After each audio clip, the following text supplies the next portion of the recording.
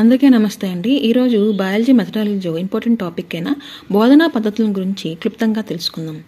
బోధనా పద్ధతులు లేదా టీచింగ్ మెథడ్స్ అంటే ఏంటి? విద్యార్థి తన విద్యా గమ్యాలను లేదా విద్యా లక్ష్యాలను చేరుకోవడానికి ఉపయోగించే మార్గమే బోధనా పద్ధతులు. మార్గం మెథడ్ అని అంటారనమాట. దీన్ని టూల్ కూడా సాధన అని కూడా అంటారు. ఈ టీచింగ్ మెథడ్స్ అనేవి రెండు రకాలు. ఒకటి ఉపాధ్యాయ కేంద్రక పద్ధతులు, రెండు విద్యార్థి కేంద్రక పద్ధతులు. ఉపాధ్యాయ కేంద్ర పద్ధతులని టీచర్ సెంటర్డ్ మెథడ్స్ అని అంటారు. అయితే వీటి గురించి తెలుసుకుంటే ఇది చాలా ప్రాచీనమైన పద్ధతి. ఇక్కడ ఉపాధ్యాయుడు అనేవాడు కేంద్రంగా బోధన జరుగుతుంది.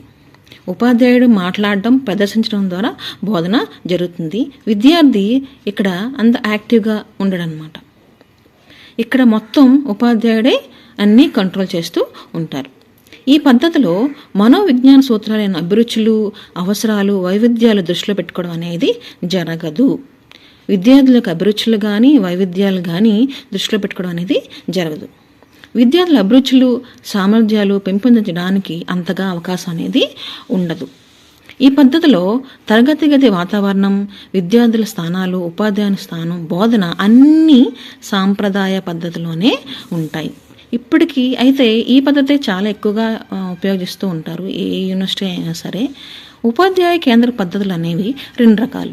ఒకటి ఉపన్యాస పద్ధతి, లెక్చర్ మెథడ్ అంటారు. రెండోది ఉపన్యాస ప్రదర్శన పద్ధతి, లెక్చర్ కమ్ డెమోన్స్ట్రేషన్ మెథడ్. ఇప్పుడు మనం విద్యార్థి కేంద్ర పద్ధతుల గురించి తెలుసుకుందాం. ఆల్రెడీ చెప్పాను, దీన్నే ప్యూపిల్ సెంటర్డ్ మెథడ్స్ అని అంటారు. బోధన విద్యార్థి కేంద్రంగా జరుగుతుంది. మనోవిజ్ఞాన సూత్రాలైన అభిరుచులు, సామర్థ్యాల, అవసరాల ఆధారంగా బోధన అనేది జరుగుతుంది. అయితే ఈ విద్యార్థి కేంద్రక పద్ధతిలో విద్యార్థికి వాళ్ళు ప్రముఖంగా స్థానం అనేది కల్పించారు.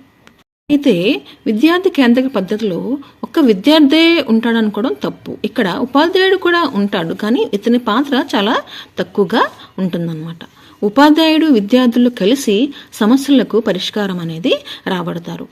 ఉపాధ్యాయుడు ఒక సలహాదారుగా, అడ్వైజర్గా, గైడ్గా, మార్గదర్శకుగా ఉంటాడు. విద్యార్థులు తమను తాముగా అనేక నైపుణ్యాలు, శాస్త్రీయ వైఖరులు, శాస్త్రీయ విధానాలు నేర్చుకుంటారు. ఓకేనా? అయితే వాళ్ళకు వాళ్ళే నేర్చుకుంటారు ఇవన్నీ. విద్యార్థులు ఆసక్తులు, సృజనాత్మకత, శాస్త్రీయ దృక్పథాలు పెంపొందించే విధంగా ఉంటాయి.